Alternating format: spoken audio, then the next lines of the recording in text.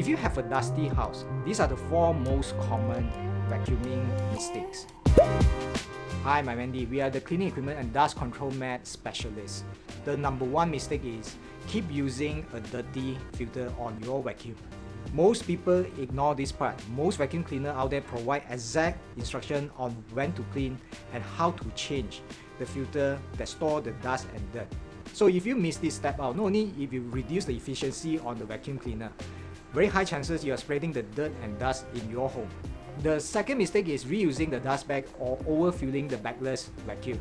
Sometimes you just want to save a little bit of money and time by reusing the dust bag and didn't empty the bagless vacuum dust chamber before vacuuming.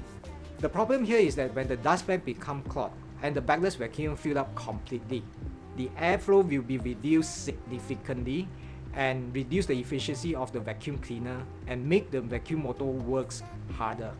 And you will need to spend more time doing the vacuuming chore. The third common mistake is vacuuming in a random pattern or direction. So if you're vacuuming your floor or carpet haphazardly in any direction, it won't be as clean as stick to one direction at a time. So the best approach here is to vacuum in a particular direction, back and forth, and turn 90 degrees using the same approach. So by doing this, the vacuum cleaner will pick up all 4 sides of dirt on the carpet or floors. The last common mistake, did not invest in a decent vacuum cleaner. Now you can have the best skills and technique or experience, but if you don't have the right tool, you will not get the job done in a pristine condition. So when choosing a vacuum cleaner, you need a good all-rounder. So in my opinion, let me define what is a good all-rounder. A good all-rounder, it has to be effective on a hard floor or carpet surface.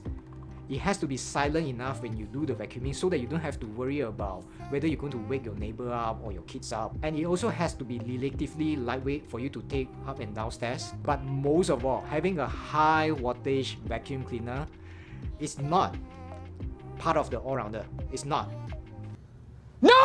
So out of these 4 common mistakes, how many of them are you experiencing?